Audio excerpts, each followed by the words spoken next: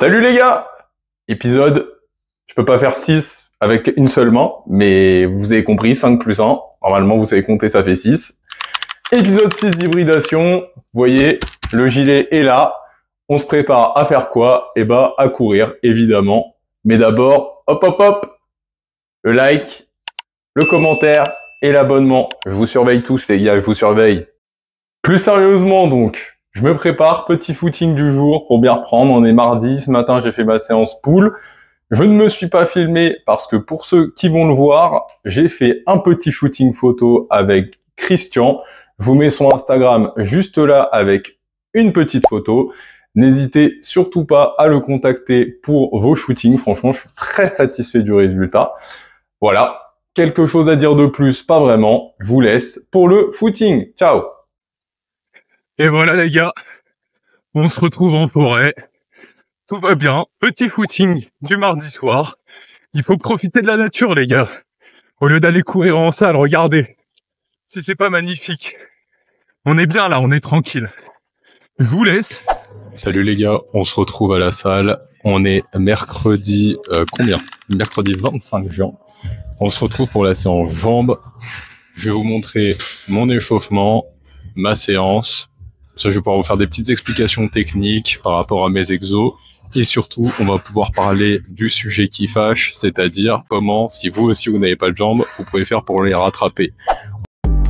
Pour commencer, on va parler de l'échauffement, parce que c'est trop négligé. C'est le tout premier facteur sur lequel vous pouvez jouer pour éviter déjà de 1, de vous blesser, et de 2, d'être plus performant, parce qu'un corps échauffé sera plus performant qu'un corps qui ne l'est pas. Étant donné que quand vous échauffez votre corps, vous allez échauffer vos articulations / vos tendons, vous allez échauffer vos muscles et surtout vous allez échauffer votre système nerveux. Ça va être le plus important des trois parce que si votre système nerveux est échauffé, c'est-à-dire que du coup il est prêt à faire le mouvement que vous allez faire, il sera donc plus efficace pour le faire. Donc vous serez plus productif sur votre exercice.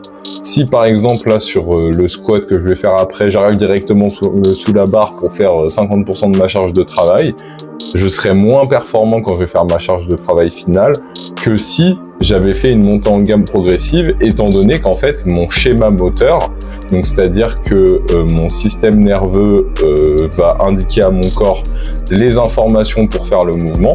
S'il est déjà prêt à faire ce schéma-là, de faire ce mouvement-là, il sera plus efficace pour le faire que s'il n'est pas préparé à le faire, tout simplement. Du coup, je fais un échauffement assez spécifique pour le bas du corps qui va être focus autour des genoux et de la chaîne postérieure parce que ça va être deux zones à forte contrainte. Je fais donc des Spanish squats, c'est le mouvement que vous voyez faire avec le kettlebell. C'est des squats où on va chercher vraiment à avoir de la flexion de genoux pour les échauffer un maximum. Ensuite, je vais rajouter à ça, vous allez le voir, des Bulgarian split squats avec une légère rotation interne afin de bien échauffer pareil ce qui va être autour de ma hanche et toujours mes quadriceps, mes genoux et les fessiers accessoirement pour ce mouvement-là. Et enfin, je vais faire du Jefferson curl, c'est le mouvement que vous pouvez faire qui ressemble à un deadlift où je vais arrondir le bas du dos et en fait c'est un mouvement qui aide à renforcer le bas du dos. Là c'est un peu léger pour le renforcer, ça va être plus pour de l'échauffement, mais vous pouvez faire également pour renforcer votre bas du dos, surtout pour des gens qui ont typiquement des douleurs en bas du dos. Je vais donc faire une montée en gamme sur mon squat. Je vais toujours commencer comme ça, tous mes mouvements par une montée en gamme progressive, même pendant ma séance, ça fait partie de l'échauffement. Je vais toujours échauffer mes exercices, même si par exemple juste avant j'ai fait du développé couché et après je fais du développé incliné, disons, ça reste un mouvement différent. Donc je ferai toujours un échauffement spécifique, même si je ne ferai pas 15 séries sur le mouvement, évidemment. Donc première chose, je vais parler rapidement de la technique au squat. Comme vous le voyez déjà, j'ai des chaussures avec un petit talon, une talonnette. C'est ce qu'on appelle des heels ou des chaussures à talons. Ça va me permettre en fait d'avoir une meilleure dorsiflexion, donc c'est-à-dire une meilleure mobilité au niveau de la cheville et du pied pour pouvoir aller chercher plus mes quadriceps, étant donné que je vais avoir le pied qui va être surélevé comme ça. Et bah du coup, je vais pouvoir plus engager mes cuisses et mes quadriceps parce que je ne vais pas être gêné par ce manque de mobilité au niveau du pied. C'est pour ça que j'en mets, ce n'est pas une obligation pour tout le monde, même si souvent les gens manquent un peu de dorsiflexion, mais ça peut se travailler également. Donc les gars, 120 kg, ça vient d'être fait. Comme vous l'avez vu, je ne mets pas ni la ceinture ni les genouillères. Je commence toujours à m'échauffer sans rien et j'ajoute le matériel au fur et à mesure. Donc là, je vais faire 170 juste après pour l'échauffement au squat. Et donc, je vais ajouter les genouillères de la marque Oni. C'est ce que j'utilise. Je les ai achetés pendant qu'il y a eu les promos, là, tous les problèmes autour de les genouillères rigides, tout ça. Du coup, il y a plein de genouillères rigides qui étaient en promo, donc j'en ai profité pour en acheter. Elles étaient beaucoup moins chères, vraiment, technique de rat. Et pourquoi des genouillères rigides? Eh ben parce que c'est rigide, donc c'est plus confortable en fait que des genouillères souples type SBD. Surtout si vous avez les genoux qui fatiguent comme moi avec la course à pied, plus je fais 2 séances jambes dans la semaine assez lourdes. Donc c'est toujours ça de prix, ça aide à faire en sorte que l'articulation des genoux ne soit pas trop compromise. Et en plus de ça, j'ajoute la ceinture de force, évidemment, un meilleur gainage, plus solide au niveau du tronc, tout ça, je pourrais rentrer dans le détail un peu après. Là, je vais aller faire 170. Il y a quelque chose d'autre que vous pouvez ajouter et que je fais là sur mon squat, c'est le fait de fixer un point. Et ça, c'est général pour tous les exercices. Quand vous fixez un point, toujours le même, que vous restez focus là-dessus, déjà, ça vous évite d'être distrait par les Wistiti qui font n'importe quoi dans la salle. Et ça vous permet de toujours garder à peu près le même axe, d'être toujours dans le même sens, etc.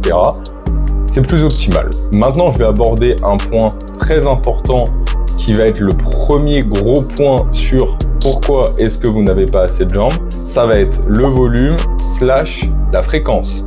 En fait, ça va être dans un seul et même point, étant donné que les deux sont liés. Si vous faites une seule fois les jambes par semaine, je prends un exemple, un gars qui fait une fois par semaine les jambes, qui fait 5 séries pour les quadriceps, 5 séries pour les ischios. Et ben, ça veut dire que tu n'auras que 5 séries sur les quadriceps et 5 séries sur les ischios par semaine. Et pour quelqu'un qui manque de jambes, c'est potentiellement pas assez. Bon, je me coupe rapidement, les gars, mais regardez-moi ces bras-là. Regardez. Est-ce qu'on dirait pas qu'ils vont complètement exploser? Que ce soit au niveau du recrutement musculaire, au niveau du système nerveux, la répétition, on sait que pour le système nerveux, c'est important.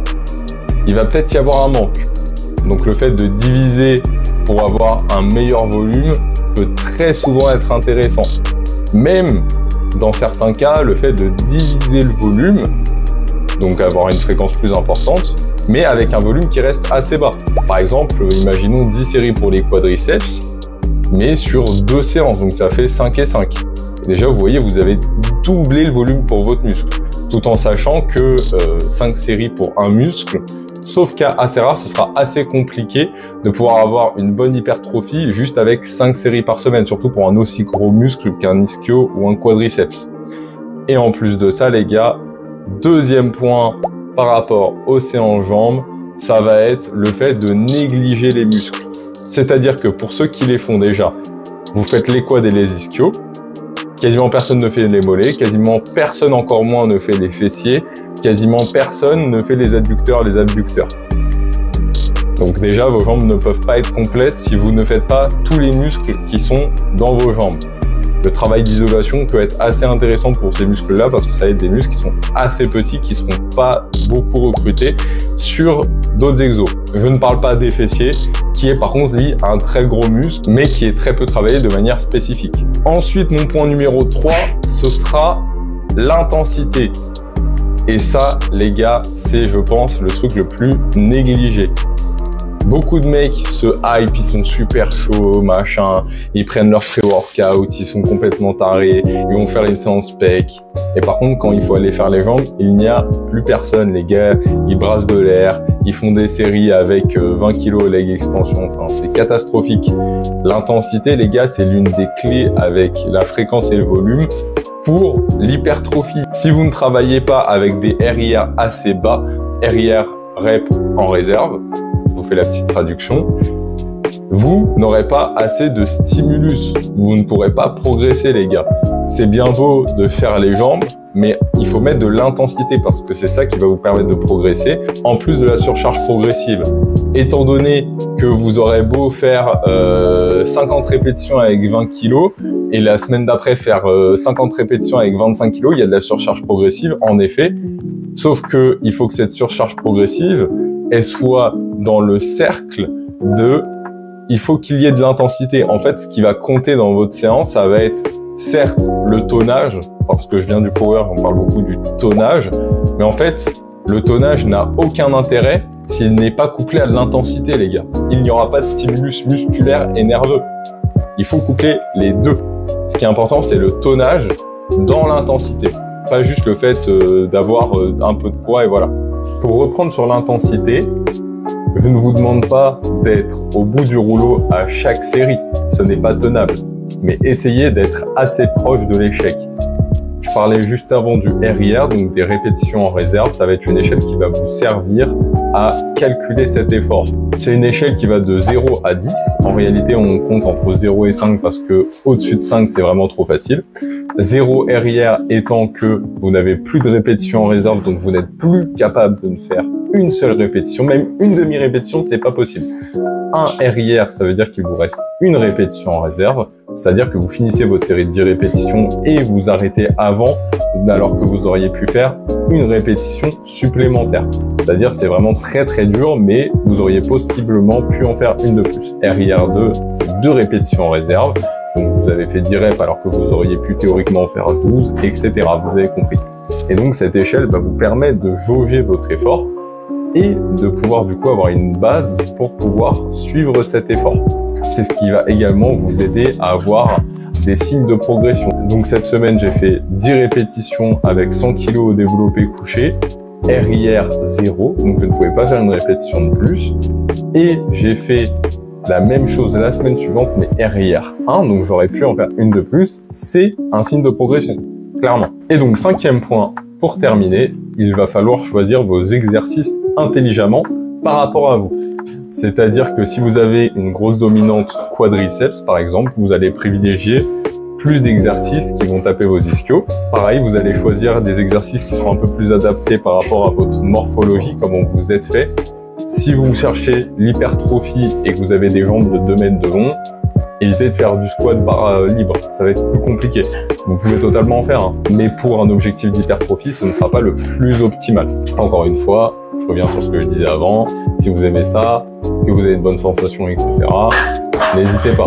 Je parle ici d'un cas général. Et surtout, un exercice où vous allez être stable. Très important, un exercice où vous êtes stable, c'est ce qui va vous aider à avoir de la force et donc à progresser dessus. Et surtout, à pouvoir répéter toujours la même chose. Si par exemple, vous faites du squat libre, que vous ne savez pas forcément en faire, vous n'allez pas du tout être stable, vous allez perdre beaucoup de force, ça ne va pas du tout être optimal. Que si vous allez sur une machine, vous allez pouvoir répéter toujours les mêmes répétitions parce que la machine va vous guider, ce sera beaucoup plus simple. Je vais donc récapituler mes 5 points. Le premier étant l'échauffement. Comme je l'ai dit, à ne pas négliger ça, c'est même pas juste pour les jambes, c'est un cas général, mais pour les jambes très important. Et je tiens à rajouter quelque chose. Il y a autre chose qui est négligée quand vous vous échauffez, c'est le fait de faire un échauffement cardiovasculaire. Parce que vous arrivez à la salle, vous étiez chez vous tranquille, votre corps, la circulation sanguine, votre cœur, etc. n'était pas vraiment préparé à l'effort. Donc préparez le fait de la marche, un petit peu de tapis, un petit peu de vélo avant de commencer votre séance, vous me remercierez. Deuxième point, la fréquence et le volume. Comme je l'ai dit, essayez d'avoir un maximum de fréquence par rapport à votre plan d'entraînement avec un volume donc qui est adapté. Le cas général étant faire 2 fois les jambes avec les ischios et les quadriceps et les autres petits muscles, on les oublie pas, je vous rappelle, bien répartis. Typiquement, vous faites 12 séries de quadriceps et 8 séries d'ischio réparties sur les 2 séances si vous avez un point fort ischio et un point faible quadriceps. C'est purement un exemple et ça vous donne une idée. Troisième point, on a ne pas négliger les muscles comme je l'ai dit juste avant. N'oubliez pas, les petits muscles, les gars, ils sont très importants. Il y a d'autres muscles également dont je vais pas parler, c'est des petits muscles stabilisateurs qui vont travailler quand vous allez faire des exercices. Pas vraiment les focus, mais ça c'est pareil. Le fait de renforcer vos jambes, en général, ça va vous aider à renforcer vos muscles stabilisateurs. 4e point, les gars, l'intensité. Super important, beaucoup trop négligé, je le rappelle. Utilisez une échelle pour juger la difficulté de vos séries, comme le RIR dont j'ai parlé. Et mettez lourd, poussez, mettez de la difficulté, parce que votre muscle, c'est un flemmard. Si jamais c'est facile, il va pas vouloir progresser, il va pas vouloir grossir. Et le 5e, le fait d'avoir un choix d'exercice qui est adapté à vous, à vos points faibles, à vos particularités physiques et aussi aux machines auxquelles vous avez accès. tout simplement. Moi, je vais vous laisser là-dessus les gars. Je vous souhaite une bonne journée. Ciao!